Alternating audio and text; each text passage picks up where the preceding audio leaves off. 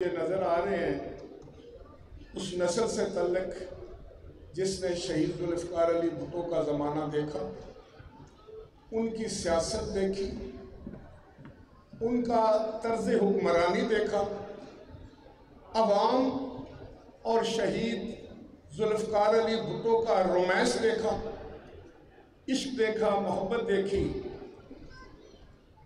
تو میں یہ سوچ رہا تھا کہ بڑا مشکل دور تھا وہ۔ اس زمانے میں نہ تو رسل و رسائل اتنے اچھے تھے، نہ سڑکیں اتنی اچھی تھیں، نہ گاڑیاں اتنی اچھی تھیں، نہ ہمارے پاس کوئی سوشل میڈیا تھا، نہ موبائل ٹیلی فون تھے۔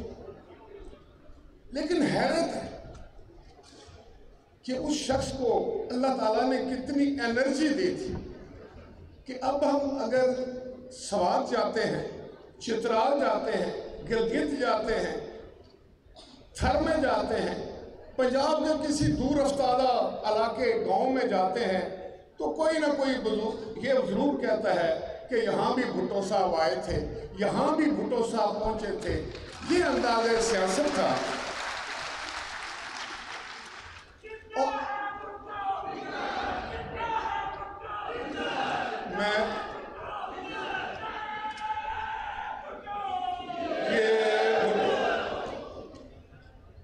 ابھی ہمارے دوست افتخار صاحب نے ایک بات کی اور انہوں نے کہا کہ شہید ذوالفقار علی بھٹو کی جان کے بڑے لوگ دشمن تھے، ان کے نام کے دشمن تھے، ان کے ناموس کے دشمن تھے، ان کی سیاست کے دشمن تھے، بہت زیادہ۔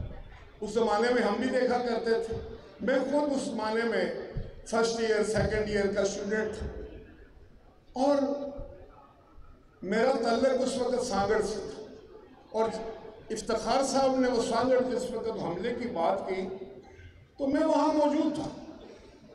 وہ پیپلز پارٹی میں اس وقت میرا تعلق نہیں تھا، ایک اسٹوڈنٹ تھا، لیکن بھٹو صاحب سے ہمارا ایک عشق، ایک رومانس تھا۔ وہ جس طرح ڈریس اپ ہوتے تھے، ٹائی کیسے، ناٹ کیسے لگاتے تھے، ان کی جیکٹ کس طرح کی ہوتی تھی، یہ سب چیزیں ہم اس وقت کافی کرتے۔ تو میں نے دیکھا کہ بھٹو صاحب کی گاڑی آ کے رکی، اور اس سے پہلے شہر میں کافی کوئی مسئلہ پیدا ہو گیا لا اینڈ آرڈر کا، اور لوگ اکٹھے ہونے شروع ہو گئے، اور انہوں نے کہا ہم بھٹو صاحب کو تقریر نہیں کریں۔ جب انہوں نے یہ کہا تو ہم تو اسٹوڈنٹ تھے، ہم نے اس کو ریزسٹ کیا، ہم نے بھی وہ ریڈ کیپس پہن لی، اور ہم نے کہا کہ نہیں بھٹو صاحب تقریر کریں گے، اور ہم ان کو لینے چلیں گے۔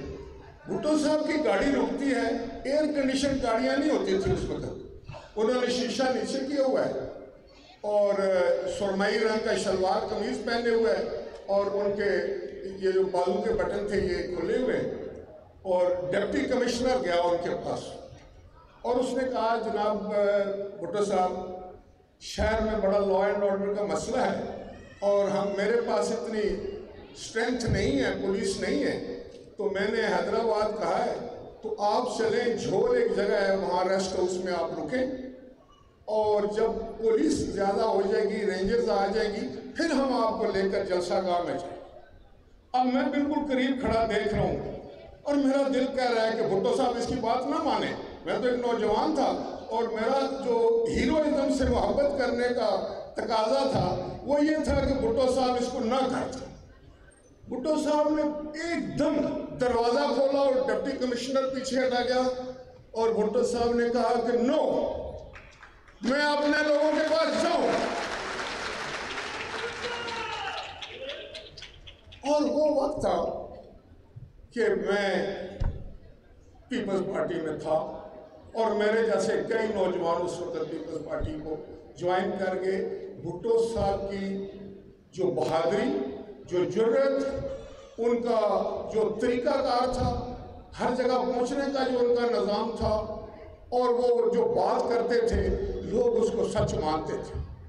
ایک دفعہ بھٹو صاحب نے ہمارے گجر خان میں تقریر کی، اور انہوں نے کہا کہ یہ سرمایہ دار اور جاگیردار جو کہ لوگوں کا خون چوستے ہیں، ان سے میں تمہارے اسکول کا بدلہ لوں۔ تو وہاں ایک بوڑھا آدمی تھا, اس نے کہا ہمارے ایک بندے نے کہ چاچا تو سانو کی گل سمجھ آئی. اس آخیا کہ میں نے یہ گل سمجھ آئی ہے کہ یہ جو کہہ رہا ہے وہ سچ کہہ رہا ہے, یہ کر کے دکھائے. یہ بھروسہ تھا بھٹو کی ذات پہ, لوگوں کا بھروسہ تھا. اور میں آج بات نہیں کروں گا, جناب چیئرمین صاحب نے بات کرنی ہے. آپ کو یاد ہے کہ 70 میں بھٹو صاحب سے پہلے 10 کروڑ کی آبادی تھی نا پاکستان کی. آبادی کتنی تھی؟ 10 کروڑ. مشرقی پاکستان اور مغربی پاکستان کو ملا کر ٹوٹل آبادی 10 کروڑ تھی. ووٹ کا حق کتنے بندوں کو تھا؟ 80,000. صرف 80,000 لوگ ووٹ دیتے تھے. نہ مجھے ووٹ کا حق تھا, نہ آپ کو ووٹ کا حق. ووٹ تو بی ڈی ممبر کے پاس, وہی اسمبلی والے کو چنتا تھا, وہی جو ہے وہ صدر کو چنتا تھا. تو 9,99,20,000 لوگ جو تھے اس وقت, ان کو ووٹ کا حق کیا, ان کا کوئی یہ مسئلہ ہی نہیں تھا.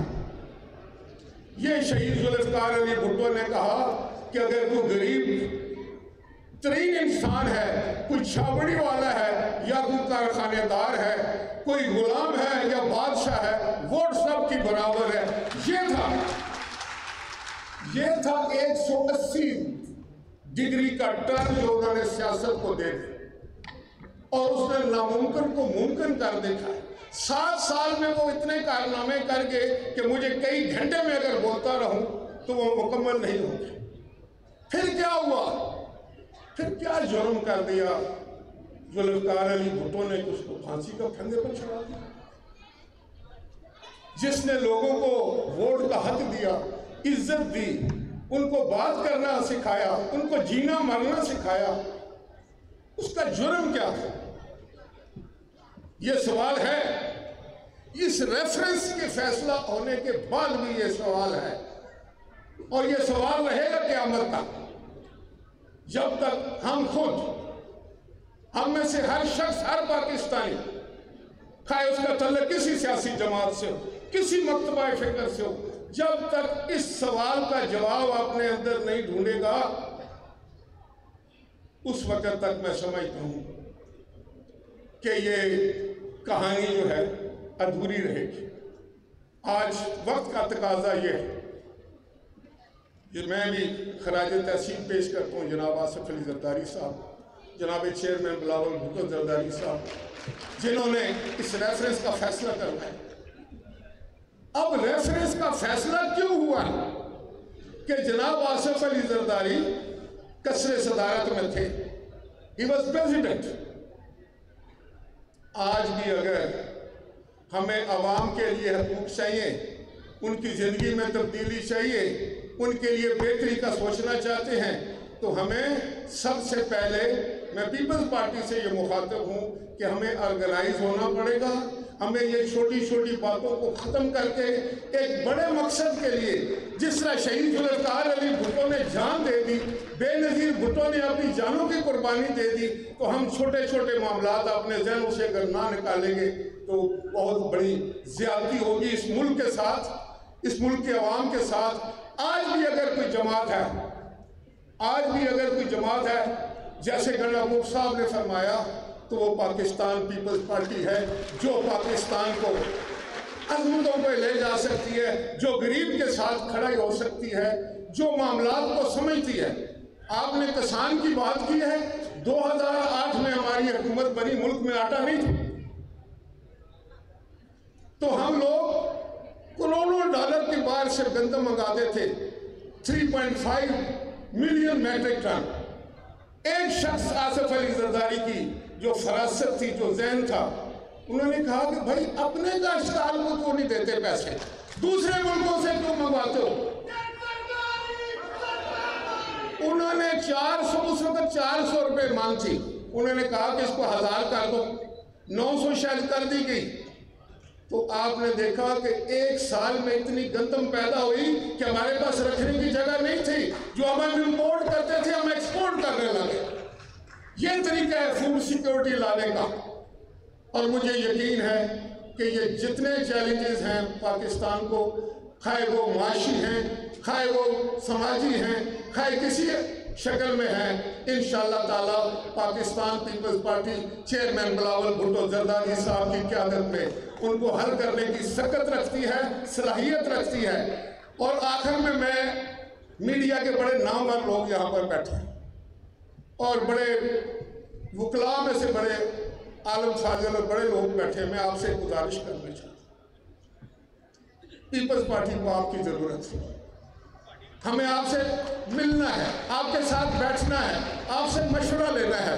اور میں آپ کو یقین دلاتا ہوں ابھی ہم آرگنائز نہیں ہیں، ابھی ہم نے بہت کچھ کرنا ہے، لیکن 100 دن کا ٹاسک میں نے والنٹیرلی لیا ہے خود، تو مجھے آپ سب کی معاونت کی ضرورت ہوگی، ورکروں آپ کی محبتوں کی ضرورت ہوگی، خواتین و حضرات آپ نے ساتھ قدم سے قدم ملانا ہوگا، اور ہم پنجاب کے ہر کونے کونے میں جا کے ہر یونین کونسل میں جو ہے وہ پارٹی کو آرگنائز کریں گے۔